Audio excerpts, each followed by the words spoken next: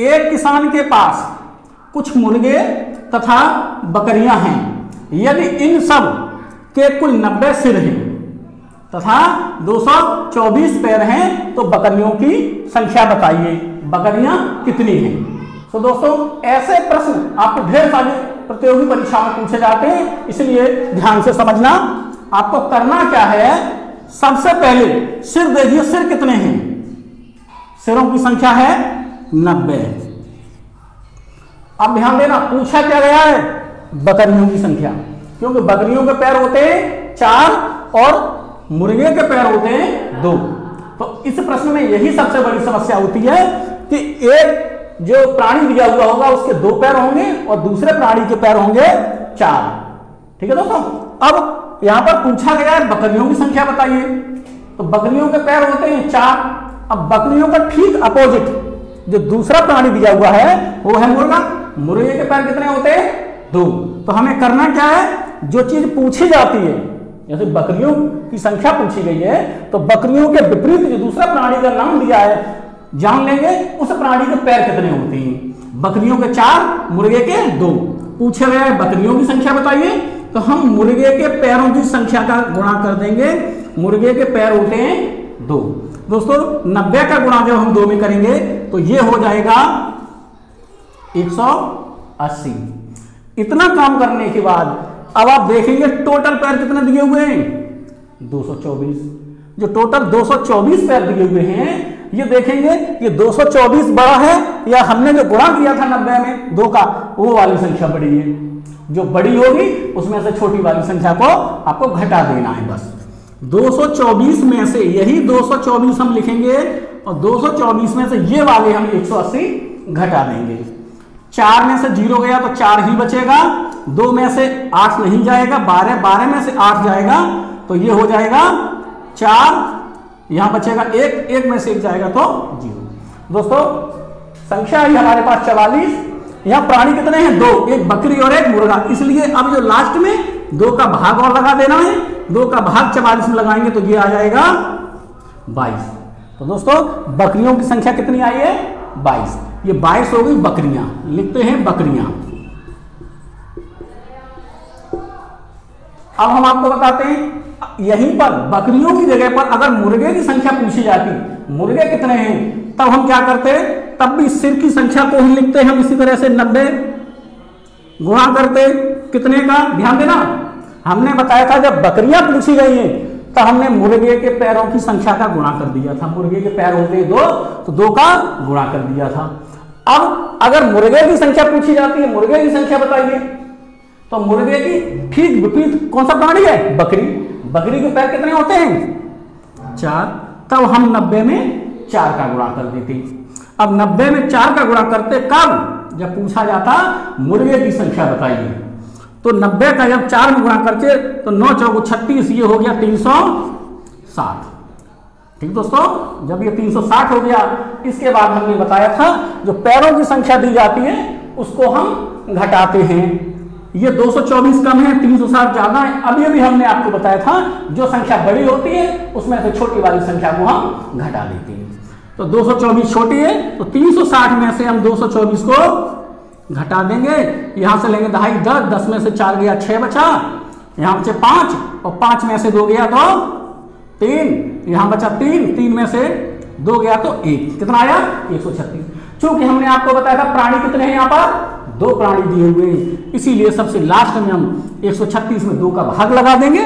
जब 2 का भाग लगाएंगे तो 13 में जाएगा, 2 छक्के 12, कितने बार 6 बार, बचा 1 हुए, फिर 16, 2 8 16। तो दोस्तों 68 संख्या आई और ये 68 क्या निकल के आया, मुर्गे, 68 निकल के आया।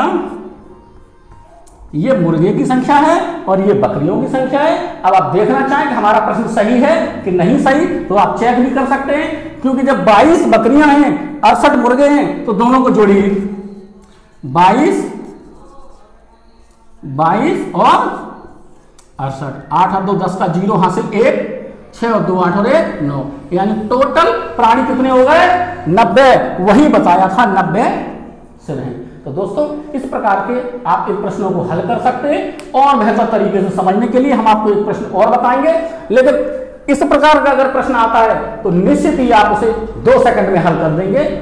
ठीक है, चलिए अब हम आपको बताते हैं दूसरा प्रश्न, देखिए ध्यान से। हाँ तो दोस्तों अगला प्रश्न है, एक वन में कुछ तोते तथा कुछ बाघ हैं, यदि उनके कुल 1746 पैर हैं, ध्यान देना पैर कितने हैं, 1746 पैर तथा 585 सिर हैं, तो तोतों की संख्या कितनी है। अब पूछा गया है तोतों की संख्या बताइए। हमने आपको पिछले प्रश्न में बताया था ऐसे प्रश्नों में 2 प्राणी दिए जाते हैं और एक प्राणी के 2 पैर होते हैं और एक के होते हैं 4। तो देख लीजिए, एक तोता दिया हुआ है जिसके 2 पैर होते हैं और एक बाघ दिया हुआ है जिसके 4 पैर होते हैं। अब आपको करना क्या है, सबसे पहले सिरों की संख्या लिख लीजिए। सिर कितने हैं, 585, तो हमने लिख लिया सिर 585। इसमें गुणा करने के लिए हमने बताया था, गुणा किससे करना है समझ लीजिए एक बार फिर से।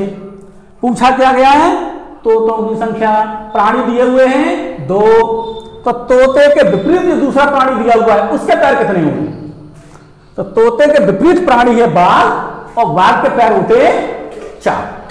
तो आपको 585 में 4 का गुणा करना है दोस्तों, बस 4 का गुणा 5 में करेंगे तो 4 पंजे 20 हासिल 2 और 4 8 32, 32 और 2 34 के 4 हासिल 3 और 4 पंजे 20 और 3 23, संख्या आई 2340।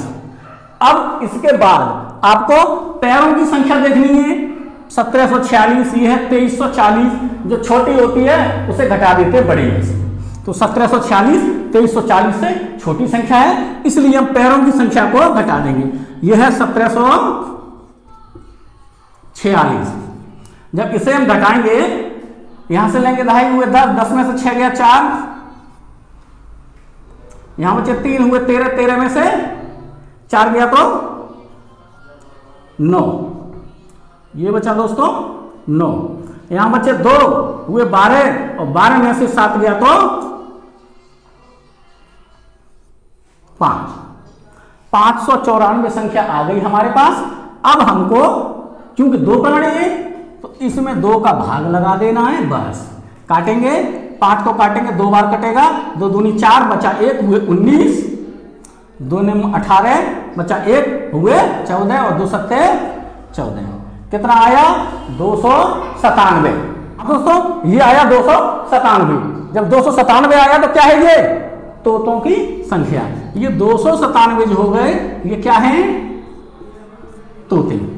ठीक है, इसी प्रकार से हम इन प्रश्नों को हल करते हैं। और अगर ये पूछा जाता है बाघ की संख्या बताओ, जब बाघ की संख्या पूछी जाती तब भी आपको यही करना था, ये 585 लिखते हम, और चूंकि बाघ की संख्या पूछी गई तो बाघ का विपरीत हो गया तोता, तोते के पैर 2, तो हम 2 का गुणा करते और 2 का गुणा करने के बाद 2 पंजे 10 हासिल 1, 2 अट्ठे 16 और 1 17 और 2 पंचे 10 और 1 11, दोस्तों 1170 हो जाता। अब पैर की संख्या ज्यादा है और ये कम है, तो पैर की संख्या हम 1746 में से 1170 को घटा देते, ये 6 बचा, यहाँ हुए 14 में से 7 गए 7 बचे, अब यहाँ बचे 16, 16 में से 11 गए तो ये 5। हमने बताया था क्योंकि 2 प्राणी है तो 2 का भाग लगा देना है आपको, और देखेंगे 2 दूनी 4 बचा 1 हुए 17, 2 अट्ठे 16 बचा 1 हुए 16, 2 अट्ठे 16, तो दोस्तों 288 क्या निकल के आ गए, बाघ। अब आपको पुनः चेक करना है कि हमारा प्रश्न सही है या गलत। हम आपको दोनों तरीके बता दिए हैं, चाहे तोते की संख्या पूछे चाहे बाघ की संख्या पूछे, आप इस प्रकार से निकाल के दिखा सकते हैं, कुछ भी पूछ ले।